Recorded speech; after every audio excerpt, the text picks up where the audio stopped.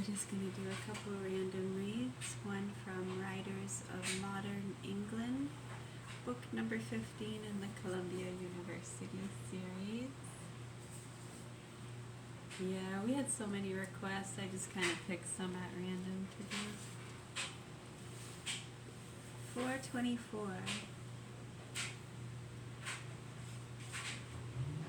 423. Hubert George Wells, from Tono Bungay, Night and the Open Sea. I have tried throughout all this story to tell things as they happen to me. In the beginning, the sheets are still here on the table, grimy and dog's-eared and old-looking. I said I wanted to tell myself and the world in which I found myself, and I have done my best. But whether I have succeeded, I cannot imagine. All this writing is gray now, and dead, and trite, and unmeaning to me. Some of it I know by heart. I am the last person to judge it.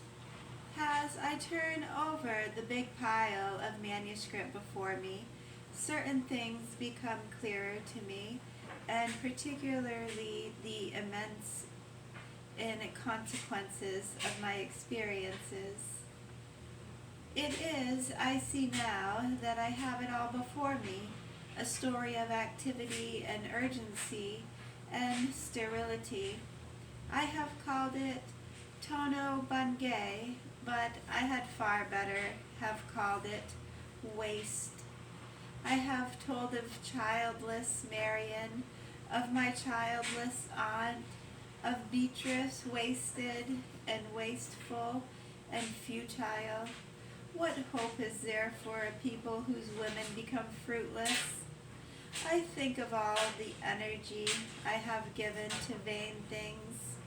I think of my industrious scheming with my uncle, of Crest Hill's vast cessation, of his resonant, strenuous career. 10,000 men have envied him and wished to live as he lived.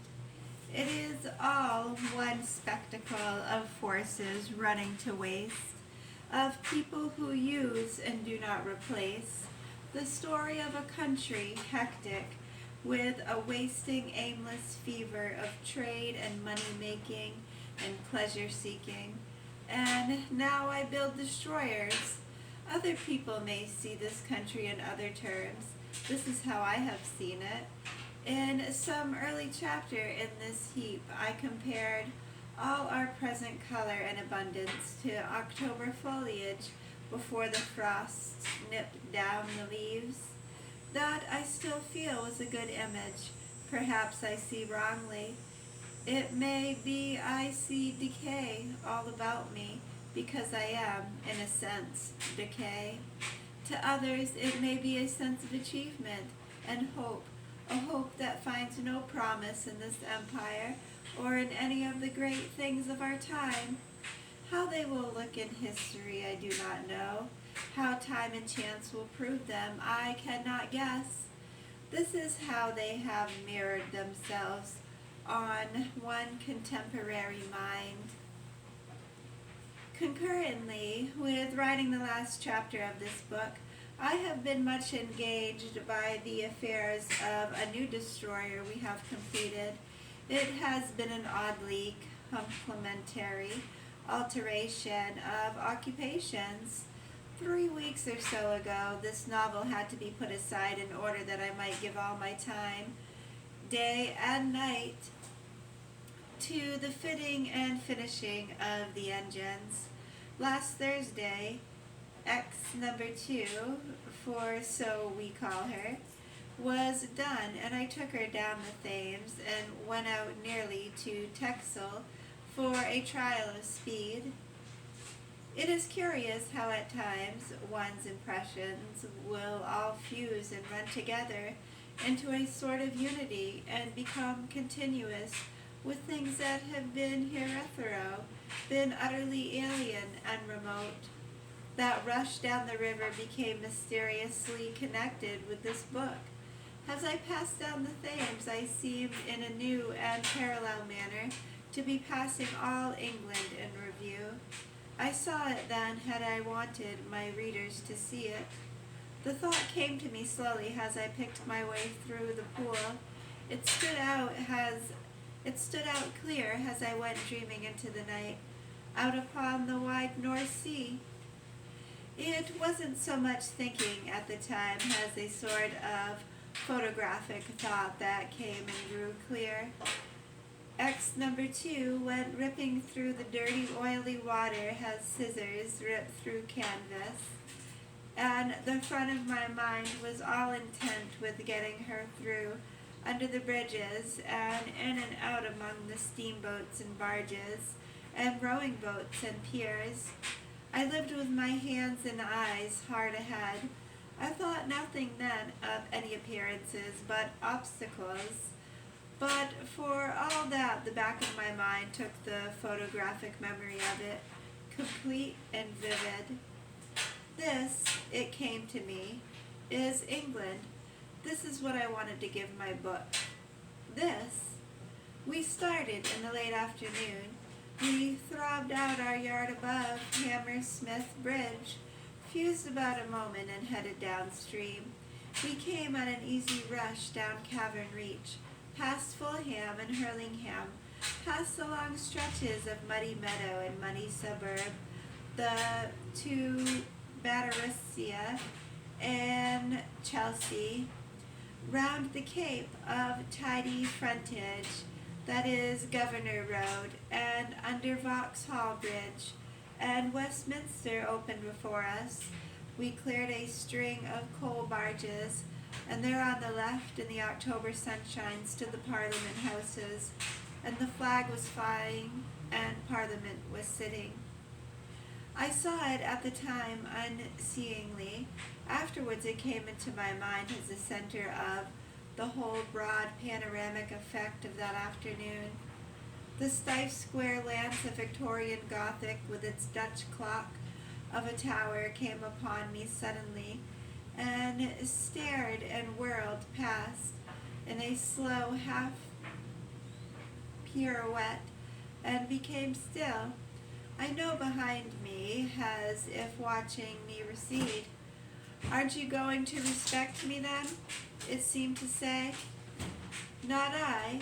There is a great pile of Victorian architecture, the landlords and the lawyers, the bishops, the railway men, and the magnates of commerce go to and fro in their incurable tradition of commercialized blade sauvery, of meticulous gentry and nobility sold for riches. I have been near enough to know. The Irish and the labor men run about among their feet, making a fuss, affecting little. They've got no better plans that I can see.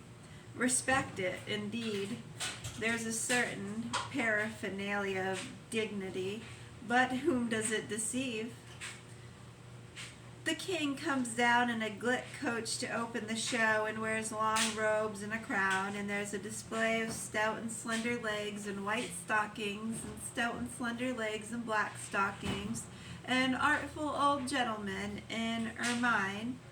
I was reminded of one congested afternoon I had spent with my aunt amidst a cluster of agitated women's hats in the royal gallery of the House of the Lords, and how I saw the king going to open Parliament, and the Duke of Devonshire looking like a gorgeous peddler, and terribly bored with the cap of maintenance on a tray before him, hung by slings of his shoulders. A wonderful spectacle. It is quaint, no doubt, this England. It is even dignified in places, and full of mellow associations. That does not alter the quality of the realities these robes conceal. The realities are greedy trade, base profit-seeking, bold advertisement, and kingship and chivalry.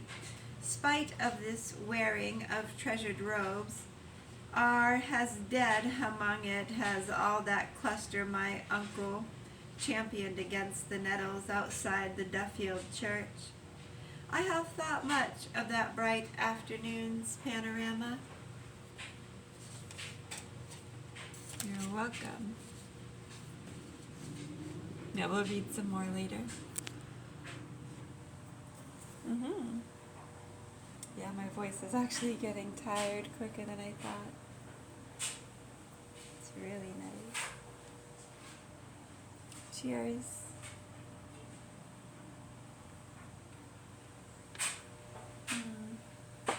It's very yummy. I love that Nescafe blonde. Yeah, it's really good.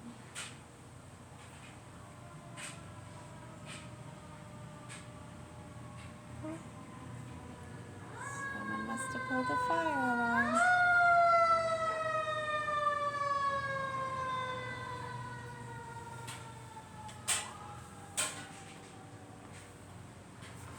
All right.